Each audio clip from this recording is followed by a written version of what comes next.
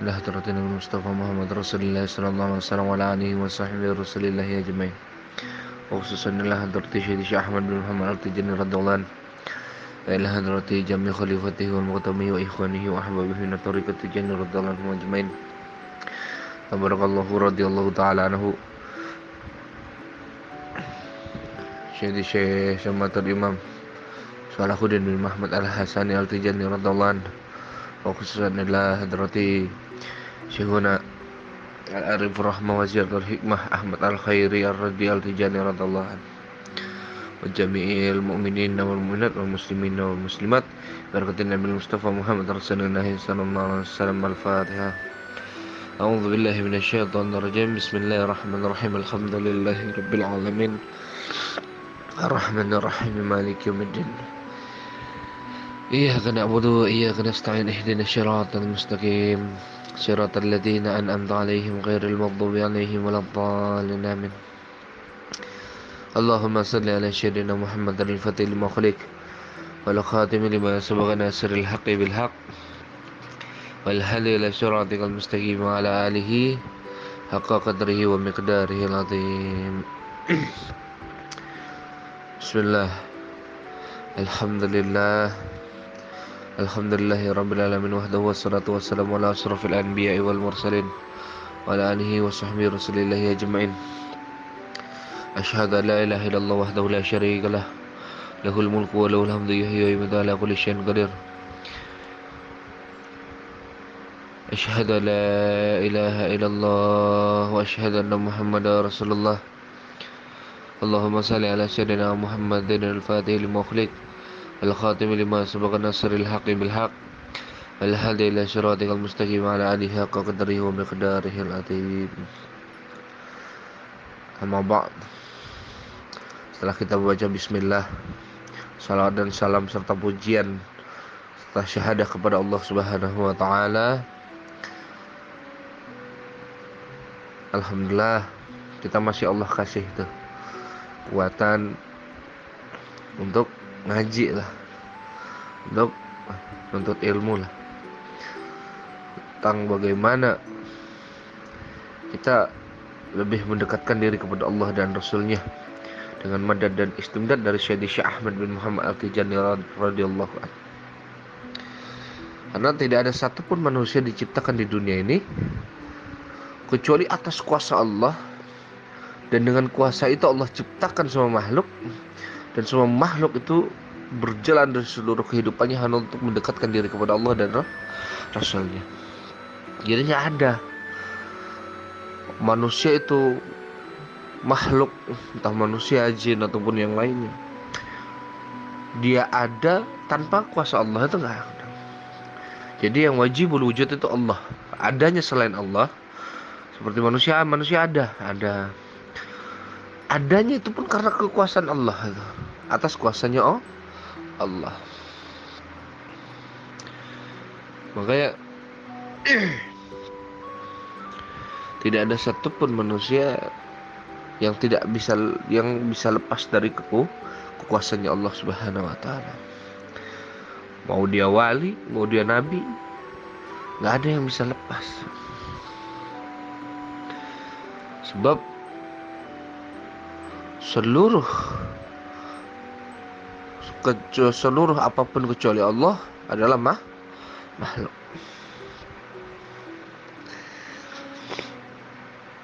Makanya baginda Nabi SAW itu mengkiaskan gitu dalam sebuah hadis, di mana Rasulullah SAW bersabda apa? Ulama yang paling buruk adalah yang mengunjungi penguasa tuh. Dan penguasa yang paling baik adalah yang mengunjungi ulama. Penguasa paling baik adalah yang bersedia berdiri di depan pintu rumah orang-orang miskin. Dan orang miskin yang paling tercela adalah yang berdiri di depan pintu penguasa. Maknanya apa? Gak ada satupun makhluk yang boleh bersandar kepada kecuali Allah. Sehingga apa? Sehingga manusia benar-benar sadar bahwa yang menguasai seluruh takdir dan keadaan makhluk adalah Allah. Nah ini hanya saja ketika kita dalam kehidupan kita terus diuji kan dengan diri kita sendiri. Sehingga apa? Sehingga kita merasa bahwa diri kita ini yang melakukan apapun. Kita merasa kita yang kuasa atas segala keadaan yang terjadi pada diri kita. Kita kaya karena kita banyak usaha. Enggak kayak gitu. Kita miskin karena Allah yang karena kita yang nggak mau kerja. Enggak kayak gitu. Kaya, miskin, cerdas, pintar itu semua kehendak Allah Subhanahu wa taala. Makanya ketika orang-orang yang benar-benar mengenal Allah, mereka berjalan, misalnya dia menuntut ilmu agama bukan mengharapkan pintar, tapi untuk menjalankan apa yang Allah perintahkan. Ya. Orang miskin bersabar dengan keadaannya bukan karena dia malas, tapi karena keadaan itu dia tahu ini adalah kehendak Allah. Dia tetap ikhtiar, tapi dia sadar bahwa keadaan ini Allah yang kasih. Akhirnya dia sabar dengan keadaan itu, sehingga itu membuat dia mendekatkan diri kepada Allah Subhanahu wa taala. Jadi semua keadaan manusia hanya untuk membuat kita lebih mendekatkan diri kepada Allah Subhanahu wa taala. Makanya Nabi SAW bersabda tadi, buruk seorang ulama yang berdiri di depan pintu penguasa, dan buruk seorang fakir atau miskin yang berdiri di depan pintu orang-orang yang kaya. Itu buruk. Enggak ya. Sebagian orang itu memahami sabda baginda Nabi ini bahwa seorang alim itu tidak pantas mengunjungi penguasa, agar tidak dicap sebagai ulama yang buruk. Padahal makna sesungguhnya tidak seperti itu. Makna sebenarnya adalah bahwa ulama buruk ialah yang mendapatkan bantuan dari para penguasa. Maknanya apa? dia dakwahnya, taklimnya berkembang ini karena bantuan penguasa ini, ulama yang sok. Jadi gak sadar dia terjebak dengan ilmunya, terjebak dengan zahiriyahnya. Makanya sehingga dia mendapatkan bantuan dari penguasa, kesejahteraan dan pembiayaan hidupnya bergantung pada mereka. Akhirnya tuh orang-orang yang hanya terpenjara pada ilmu-ilmu zahirnya itu, akhirnya dia terpenjara aja dengan keadaan itu. Orang seperti ini sejak awal berniat menggunakan ilmunya ya untuk mendekatkan diri pada makhluk, bukan pada Allah. Akhirnya dia mendatangi penguasa, mendatangi orang-orang yang memiliki eljah, kekuasaan, pangkat, martabat, agar dirinya juga dipandang oleh orang lain. Nah ini nih yang rusak dari ulama yang seperti itu. Makanya akhirnya karena ulama yang seperti itu, orang-orang mendatangi para penguasa seperti itu, akhirnya para penguasa lantas memberi itu kan pada ulama-ulama ini penghormatan, jabatan. Nah ini penyakit hubujah, cinta kekuasaan. Susah ikut organisasi agar dipandang orang, oh ini penyakit ya. Dekat sama orang besar agar taklimnya dikenal orang, oh penyakit. Makanya kan kita sibuk memperbaiki zahiriyah kita, tapi kita lupa mengobati batiniah kita, ini lupa. Akhirnya orang-orang seperti itu menganggap oh ini berkah Allah ini, karena kita dekat dengan penguasa ini. Sebab ilmu yang seperti ini akhirnya Allah sejahterakan kita. Dan orang yang mendekatkan diri kepada ulama yang ini, ngaji karena niatnya pingin pinter, akhirnya menjadi berilmu, bertambah ilmunya. Oh ini penyakit ini. Menuntut ilmu itu wajib. Kita dekat dengan seorang syekh bukan untuk banyak mendapatkan ilmu. Kita dekat dengan seorang syekh bukan untuk membuat kita cerdas, pintar, atau lebih baik daripada orang lain.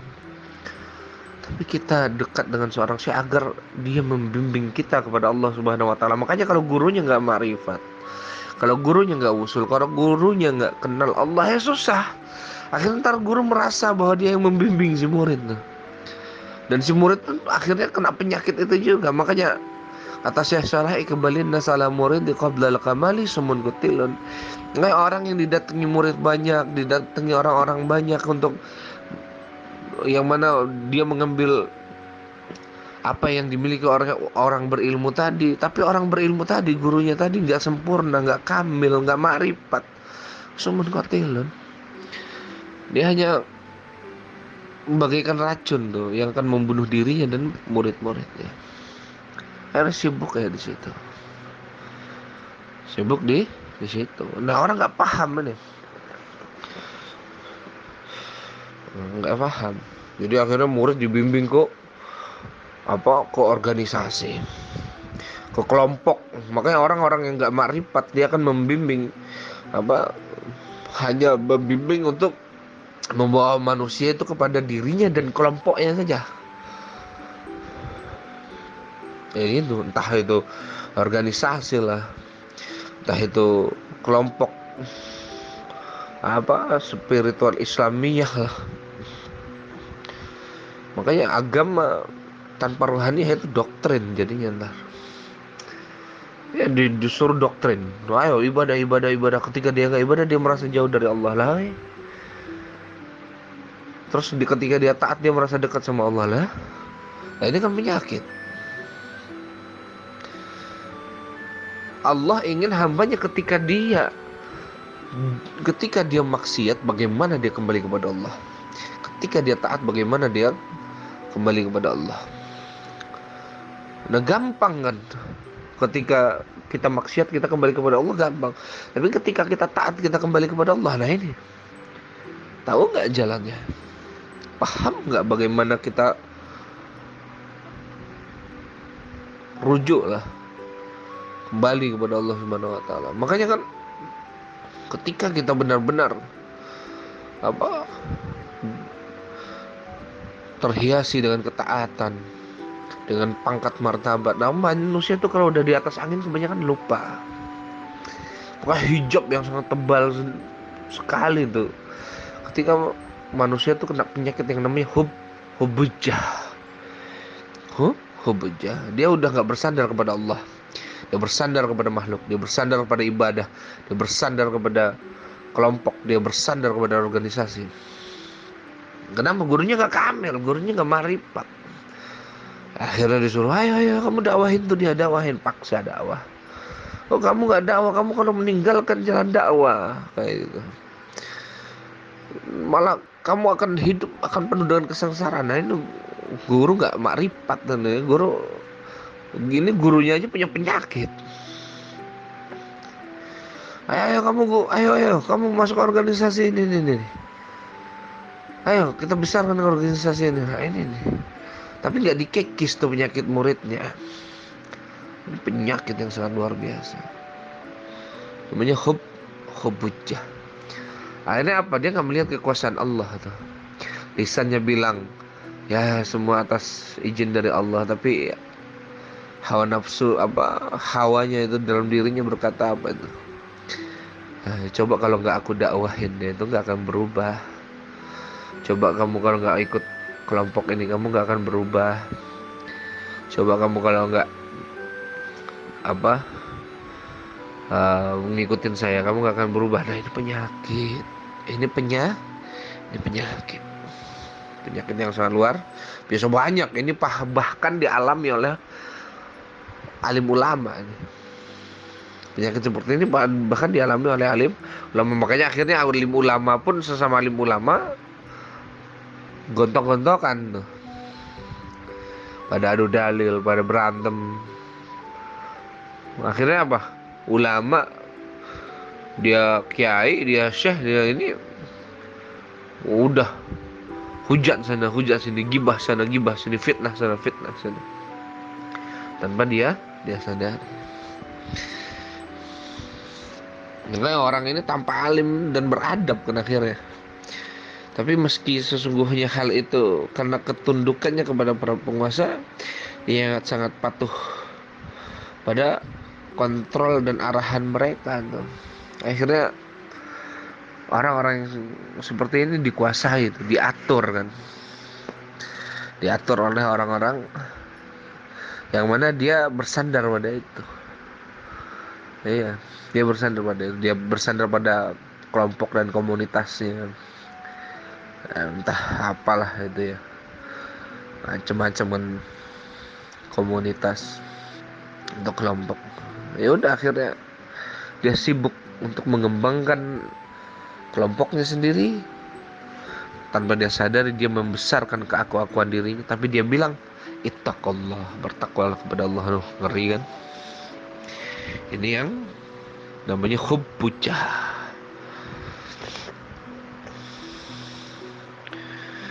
Kayak gitu. Jadi akhirnya apa? Ketika dia bimbing manusia, dia sendiri terhijab, manusia yang dia bimbing makin terhijab. Makanya kalau udah keadaan seperti itu, mau si penguasa berkunjung ke si ulama ataupun sebaliknya, posisi ulama yang seperti ini tuh udah tercela lah, terkotori dan hina.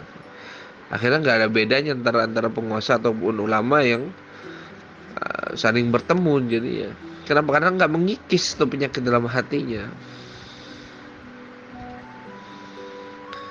Makanya bila seorang ulama menghiasi dirinya itu dengan ilmu, bukan untuk menarik perhatian para penguasa, tapi dari awal hingga akhir hanya untuk Allah. Jika perilakunya sesuai dengan jalan-jalan yang benar, hal itu akan menjadi tabiat dirinya, fitrah dari dirinya. Maka ia tidak akan mampu melakukan sesuatu selain untuk Allah, atas izin Allah, sebab kuasa Allah atas diri. Oh, ini yang cakep. Makanya seperti ikan lah, ibaratnya kiasnya kan gitu, yang tidak akan mampu hidup dan tumbuh selain di dalam air. Nah, orang alim yang seperti ini benar-benar memiliki akal yang dapat mengontrol dirinya tuh. Orang alim yang udah paham dia bahwa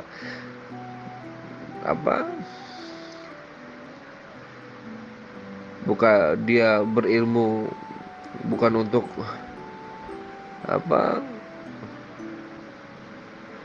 menarik perhatian penguasa ataupun makhluk. Jadi dia punya ilmu bukan untuk banyak murid. Dia punya ilmu bukan agar orang ngaji sama dia. Dia punya ilmu bukan karena biar mendapatkan martabat dan kehormatan. Dia punya ilmu hanya agar dia lebih mendekatkan diri kepada Allah. Nah, ulama seperti ini, dia benar-benar akan mengontrol dirinya. Yang mana ketika dia mengontrol dirinya, itu kuasa Allah atas dirinya. Makanya orang-orang akan hormat dan segan kepadanya tuh. Yang mana dia gak berharap hal itu. Mereka akan mendapatkan manfaat dari keilmuan serta rahasia keilmuan itu, sehingga ruhaniyahnya itu bercahaya tuh di dalam dirinya. Nah baru kalau udah marifat, mau dakwah kayak mau kemana aja, dia mau masuk kelompok mana aja, organisasi mana aja, dia udah jadi rijal dirinya sendiri. Dia nggak akan bisa diatur oleh makhluk. Dia hanya bisa dia benar-benar merasakan aturan Allah pada dirinya.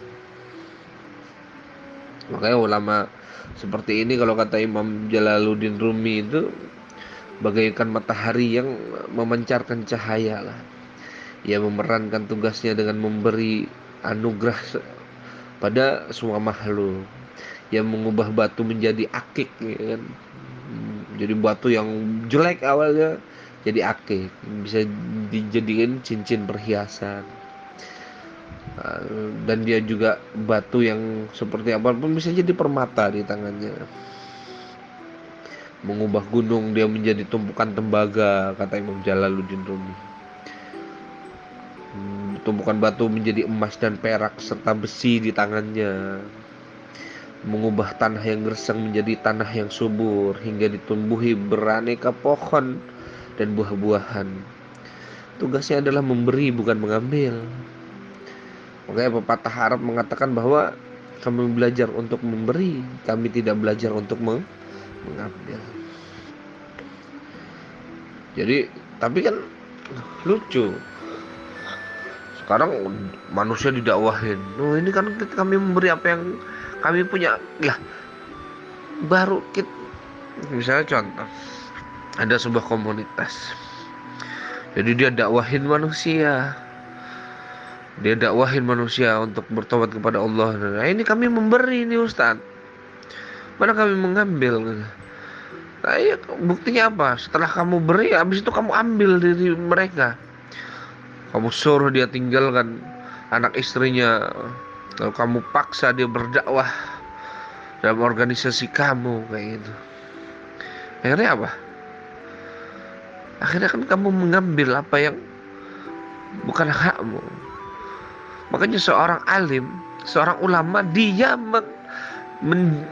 mendakwahkan manusia, membawa manusia itu pada jalan takwa kepada Allah pada keadaan dia, bukan pada keadaanmu. Tapi kan kami memberikan contoh sunnah-sunnah Nabi. Ini penyakitnya. Manusia susah kalau udah merasa benar. Makanya meluruskan orang yang sudah merasa benar itu susah. Susah sekali. Kayak gitu. Susah sekali. Nah, aneh ngomong kayak gini bukan berarti aneh benar. Enggak, ini buat aneh juga. Buat aneh pribadi juga.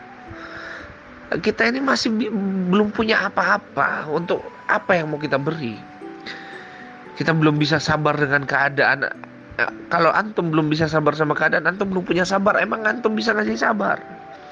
Akhirnya kalau antum dakwahkan kesabaran, antum cuma lisan aja. Emang kita udah bisa takwa dalam keadaan? Kalau kita belum bisa takwa dalam keadaan, berarti kita belum punya takwa. Lalu kita dakwahkan ketakwaan. Emang ketakwaan apa yang antum berikan, sedangkan antum, kita ini belum punya takwa? Kan gitu. Antum dakwahkan keikhlasan, antum dakwahkan sunnah. Dalam keadaan aja antum belum bisa ikhlas dan menegakkan sunnah Nabi secara zahir dan batin. Lalu bagaimana antum bisa dakwahkan sunnah Nabi, sedangkan antum sendiri belum punya sunnah? Hanya zahir saja tanpa sunnah, tapi hati masih bobrok.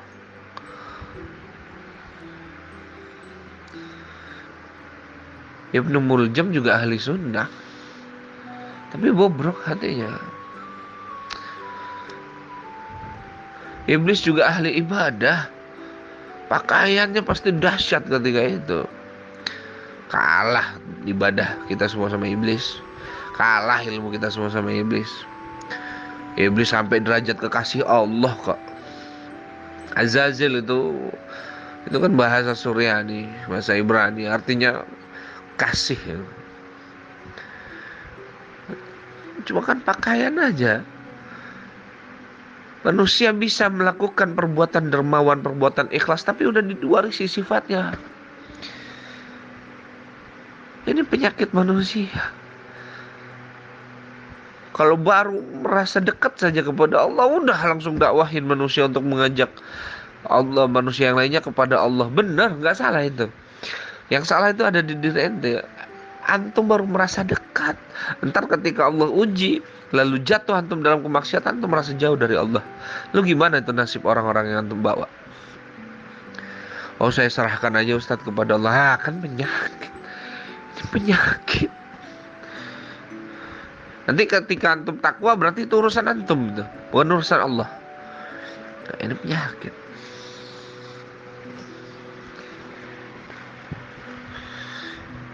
Cuman akhirnya dia buta, dia nggak paham kekuasaan Allah dalam setiap tajalli yang turun pada kehidupan kita sendiri. Nggak paham kita akhirnya, nggak paham dia tuh.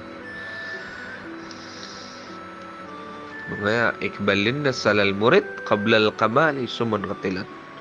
Orang yang sibuk didatangi manusia atau dia sibuk mendakwahkan apa yang dia pahami dan apa yang dia yakini dan pelajari, tapi dia sendiri rusak. Ya udah, yang disebut ulama masuk dia buruk dalamannya itu. Kita ini masih punya bibit kemunafikan. Makanya kita perlu datang kepada seorang mursyid, duduk diam sampai mursyid kita bilang, nah pergilah, dah berdakwah lagi. Ini enggak kan, kita berdakwah tanpa guru yang nyuruh dakwah. Guru gak nyuruh dakwah, kita dakwah gitu. Antum keluar tuh ke manusia-manusia berdakwah gitu. Lah guru antum belum bilang nyuruh dakwah. Makanya bedanya belajar sama seorang arif billah sama orang yang masih terpenjara dengan hijab-hijab keilmuan itu berbeda. Pantas Imam Junaid al-Baghdadi apa? Bila Allah berkata begini, bila Allah berkehendak baik padamu, maka Allah akan membawamu ke wilayah kesufian. Maksudnya apa? Wilayah thariqah, duduk di hadapan mursyid, diam di hadapan mursyid. Yang lu gak sibuk dengan apa yang antum pahamilah. Kayak gitu. Antum buang tuh atribut semuanya kalau di hadapan mursyid. Entah kelompok apa, A, B, C. Buang tuh atribut semua, duduk di hadapan mursyid. Sampai mursyid antum bilang, nah, jalanlah. Ini enggak mursyid, ketika mursyid gitu, ini mursyid saya ini kok enggak, ini kan apa yang saya kerjakan sesuai sunnah Nabi, tapi mursyid saya kok enggak mendukung sih. Wah, ini mursyid enggak paham lah. Dia pula inilah yang mursyid. Ini penyakit gitu. Ini apa? Penyakit. Nah, kan enggak sadar dia itu hubujah dengan kekuasaan. Ini penyakit. Enggak orang awam aja, alim ulama juga kena. Kayak manusia yang seperti ini terus dibutakan dari kekuasaan Allah Subhanahu wa ta'ala. Makanya bahaya ketika manusia itu dia berjalan dengan ketika dia punya mursyid, tapi dia masih berjalan dengan apa yang dia miliki sebelumnya. Oke, ketika engkau berhadapan dengan seorang arif billah, udah buang semua atribut, duduk diam, tundukkan kepalamu, sujudlah kamu dan jangan angkat kepalamu lagi, dan pergilah kamu. Ketika mursyidmu bilang pergi, baru dah mau masuk kelompok A, B, C gitu. Yang penting masih ahlul sunnah wal jamaah, kamu udah rijal. Antum udah rijal. Gak sibuk gitu. Gak sibuk diatur orang, gak sibuk diatur kelompok atau organisasi, atau ya jam'iyah lah, gak sibuk diatur oleh jam'iyah. Gak sibuk. Oh, kelompok saya bukan organisasi, Ustadz. Kelompok saya ini adalah jalan sunnah para sahabat. Tapi ada aturan-aturan. Ada, Ustadz. Aturannya begini. Kita diarahin, kita diatur, kita diberikan jadwal. Itu jam'iyah namanya, organisasi itu namanya. Makanya kita hal begini aja belum paham. Mendakwah kita aja masih banyak bolong di hati kita ini. Zahir kita aja yang rapi, zahir aja yang kita itu udah terlena sebab orang manggil, oh Ustadz, oh Gus, oh Kiai. Kita terlena sama ucapan itu, panggilan dari orang-orang awam. Karena panggilan itu akhirnya hawa nafsu membisikkan, tuh bimbing tuh orang. Kamu udah dipanggil ustadz tuh sama orang itu, kamu udah dipanggil kiai tuh sama, kamu udah dipanggil syekh tuh sama orang itu, tuh bimbing tuh orang tuh. Nah dia sendiri penyakitnya masih banyak.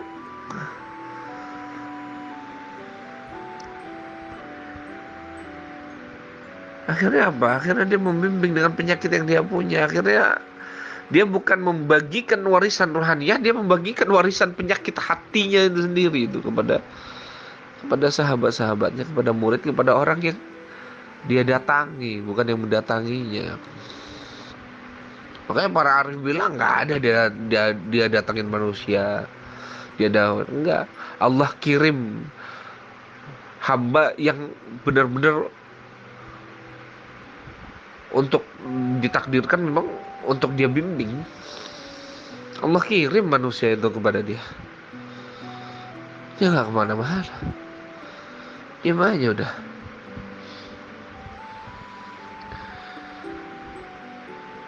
Kecuali kalau guru kita udah nyuruh, ya dakwah lah kamu, udah selesai kamu. Nah, ini kita kan rohaniah kita kan belum kayak sahabat. Faham ilmu kita belum kayak sahabat. Terus sahabat tuh rohaniahnya itu adalah generasi-generasi terbaik yang mana rohaniah memang udah Allah takdirkan itu dengan keadaan yang sangat baik. Nah kita mau mengikuti langsung sahabat, bagaimana rohaniahnya kita belum dapat. Keadaannya berbeda, zamannya berbeda.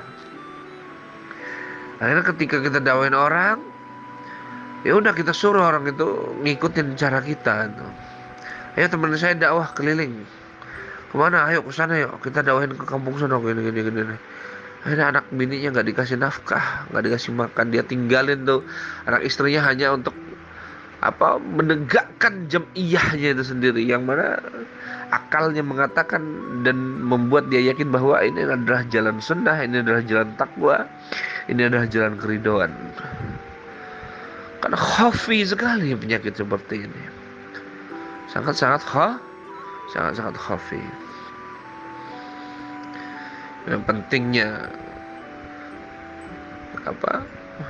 sadar kita bahwa masih banyak aib di dalam diri kita yang perlu kita perbaiki, kita obati di hadapan seorang mursyid yang kamil. Bila engkau telah mendapatkan bertemu dengan seorang mursyid, dan duduk diam di hadapan seorang mursyid, jangan kemana-mana, duduk diam. Pergi ketika mursyid itu nyuruh pergi. Dakwahlah kamu ketika mursyidmu nyuruh kamu dakwah.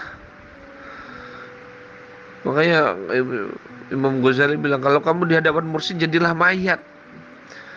Kalau mayat itu dimandiin dia ke kanan, dia miring ke kanan, bukan dia yang mau miring ke kanan, sebab orang yang mandikan yang memiringkan dia ke kanan.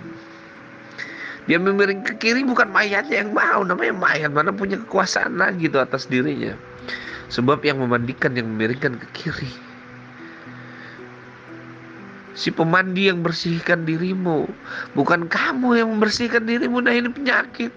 Kalau kamu yang membersihkan dirimu, ntar kamu yang makin menjadi penyakit akan dirimu sendiri. Akhirnya dia diuji tuh sama dirinya sendiri. Oleh sebab itu, sadari bahwa tidak ada satupun dalam kehidupan kita kecuali hanya untuk apa? Untuk mendekatkan diri kepada Allah. Bagaimana mendekatkan diri kepada Allah? Kita tazkiyatun nafs, bersihkan jiwa kita dulu, agar kita termasuk orang-orang yang beruntung. Orang yang beruntung itu nggak perlu usaha, walaupun dia usahanya sedikit, tapi hasilnya lebih dahsyat daripada orang-orang yang berusaha. Itu orang-orang yang beruntung. Wong sing bejo, wong pinter kalah karo wong bejo, kan gitu. Tazkiyatun nafs lah kamu, biar kamu termasuk orang-orang yang beruntung, kata Allah kan. Bagaimana sih kita bertazkiyatun nafs? Banyak zikir, banyak sholawat, banyakin ibadah. Oh ya udah, saya ambil dikit dari kitab-kitab, dari buku-buku. Nah ini penyakit. Kamu ambil zikir dan ibadah dan perbuatan amal-amal itu dari orang-orang yang sanadnya mutasil, yang dia dapat izin memberikan kamu zikiran, dia mendapat izin memberikan kamu melakukan amal-amal kebaikan, dia dapat izin. Kenapa tidak akan kamu bisa melakukan kebaikan, ketaatan tanpa kamu dapatkan izin dari Allah? Nah, bisa nggak dapat izin langsung dari Allah? Tapi ini kan perbuatan yang umum, Ustaz. Kenapa sih perlu izin-izin? Nah, ini penyakit. Ini yang nggak bisa kita pahami dan kita sadari. Akhirnya semakin banyak dia ibadah, semakin terhijab dia dari Allah. Mana bisa Ustaz, makin banyak ibadah kita makin terhijab. Lah iblis. Oh, ibadah antum sama iblis kalah. Ibadahannya aja sama iblis kalah. Ilmuannya sama iblis kalah. Iblis udah 70.000 ulama yang menuju kepada kemarifatan, dia jadikan kufur. Udah 70.000 ulama yang sedang berjalan kepada kemarifatan, ma'rifatullah, iblis jadikan mereka kufur. Luar biasa jebakan iblis. Itu mereka-mereka yang gak memiliki mursyid. Adapun dia memiliki mursyid, nah dia masih bebel nih muridnya, dia masih nyepelein mursyidnya. Tapi datangin mursyid yang kamil. Kenapa? Karena nggak semua mursyid kamil itu. Kadang ada guru yang memang masih dalam kapasitas dia juga lagi suluk gitu. Ya. Ada guru-guru, mursyid-mursyid, guru-guru yang memang dalam keadaan suluk. Lalu siapa mursyid yang kamilnya? Dia udah dapat kaul dari gurunya, udah selesai kamu dakwah lah kamu. Nah ini nih kan enak. Akhirnya ilmunya barokah, ya kan? Kehidupannya, keadaan zahir batinnya dalam keriduan dan cinta serta hanan kasih sayang dari Allah Subhanahu wa taala. Dia bimbing manusia yang mana dia sadar bahwa Allah yang langsung membimbing murid-muridnya, sehingga dia sadar kekuasaan Allah benar-benar nyata pada setiap keadaan manusia, zahir batin, dunia dan akhirat. Wallahu a'lam bishawab. Semoga manfaat dan semoga Allah kasih maunah kepada kita, sebab keberkahan guru-guru kita sampai Sayyidi Syekh Ahmad bin Muhammad Al-Tijani radhiyallahu anhu. Sebab kemuliaan yang besar dari baginda Nabi Muhammad sallallahu alaihi wasallam, dan semoga Allah curahkan rahmat dan ampunan kepada kita semua dan semua umat-umat baginda Nabi Muhammad sallallahu alaihi wasallam dimanapun dia berada, yang dalam keadaan taat, dan juga Allah berikan rahmat dan ampunannya kepada mereka umat-umat baginda Nabi yang dalam keadaan lalai. Dan semoga Allah sayangi kita, cintai kita, Allah tutup aib kita, dan Allah ampuni kita ketika kita berhadapan dengan Allah kelak, sebab kecintaan Allah kepada baginda Nabi Muhammad SAW, dan sebab kecintaan Rasulullah kepada Sayyidi Syekh Ahmad bin Muhammad Al-Tijani radhiyallahu anhu. Dan saya akhiri, semoga bila ada khilaf kata ataupun ada sesuatu yang saya sampaikan tidak berkenan, ana mohon maaf lahir dan batin. Allahumma salli ala sayyidina Muhammadin al-fatih lima ukhliq wal khatimi lima sabaqa nasiril haqqi bil haqq wal hadi ila siratikal mustaqim wa ala alihi haqqa qadrihi wa miqdarihi al-azim.